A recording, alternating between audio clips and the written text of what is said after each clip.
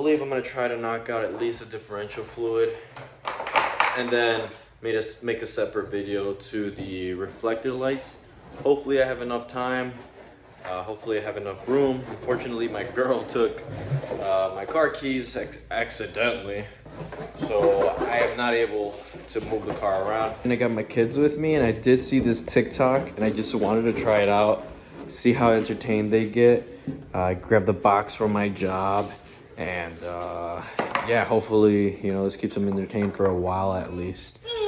I mean, they have their truck too to, you know, relax in, but yeah, here they are. I had my old lip from the Lancer that I had before, where I put a ralliart front bumper on it. By the way, video in the description, I'll put it. If you guys are interested in seeing the conversion of putting a ralliart front bumper onto a base Lancer, and of course the Evo X lip, but I don't like the way it fits, so I went ahead and ordered the Voltex.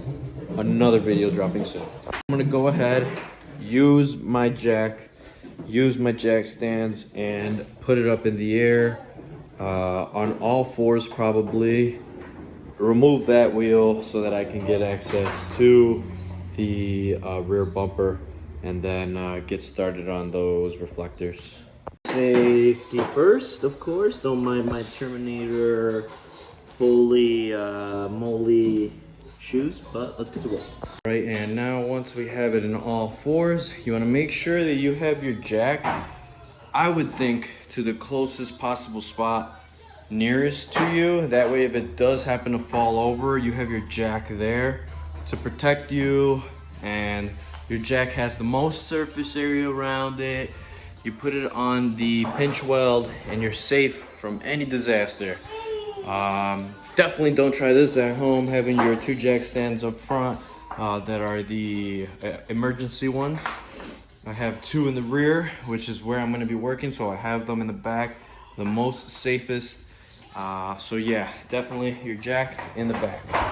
All right, now we're looking at it from the back, and clearly here, guys, you can see that your boy has a leaking axle seal. I will definitely look a video up on that one, because I'm not sure if it goes in there or if it's just the whole axle that needs to get replaced. But if you know, comment down below. Never done one of those myself. So here, I couldn't find the one that I originally bought. I'm gonna try this once. It is a T55. I'm gonna try this once because if I strip this, then it is no bueno. So I'm gonna try this once, give it a little love tap, and there is your fill. First, what we want to do is loosen up the actual fill. So you have a 24 fill, and then you have a T55 or a 10 mil Allen. But let's give this a try real quick and see if we can get it loose. Hopefully we can. Fill, T55, T55, drain.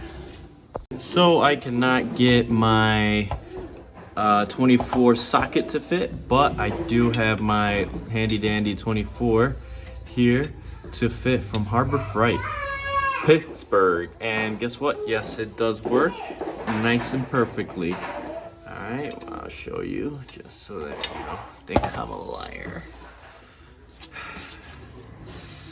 Daddy, yes. Shout out to the old owner for not leaving that one tight. That one came off pretty quick. A T55 does work, but please, please, please get yourself some leverage when you're using the ratchet. Either get a longer one or one like this, but nothing too short, because you will strip out that T55 down there. All right, let's get to doing this.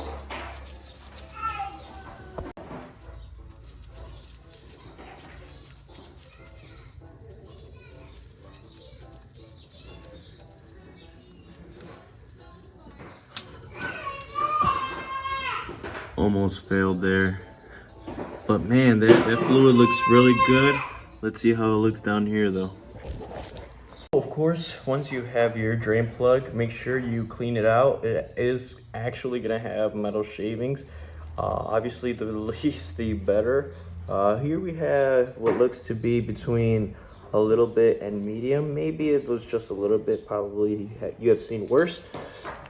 My car is at about 110,000 miles, and I know the previous owner, which is my boy, has done it every 10 to 15,000 miles, if not earlier than that. And obviously it is recommended to do it the sooner the better, so that your differential obviously lives longer. So I've seen people use this gear lube pump from Walmart. I think it was only like 10 bucks, but you just connect it and you let that thing out there right there. I'm probably gonna get rid of that yellow thing. That way it's easier for me to maneuver around the diff. But let's see how much fluid came out. I believe it's only like half a quart that's in the diff, which is pretty crazy. And honestly, it doesn't even look that bad. I've seen a lot worse. I do a lot of gear oil changes for forklifts, and this is probably maybe half of its life. Not even half yet, but it's always good to be catching it sooner than later. So let's go ahead and put that back up there and fill it up. And once it starts dripping out like that, you want to go ahead and let it drip for a little bit. And like I said, it's better to have a little bit more than just a little bit less. So go ahead and close her up. Oh man, they weren't lying when they said somewhere above half a quart. Boom, boom.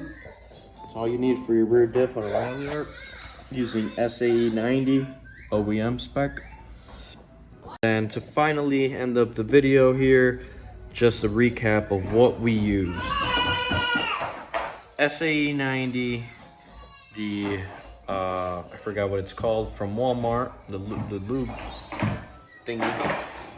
And then we have the 24 and a T55 for the drain. Yeah, like I said, we're doing maintenance on the ralliart. Pretty important to do, whether you have the Evo or the ralliart itself.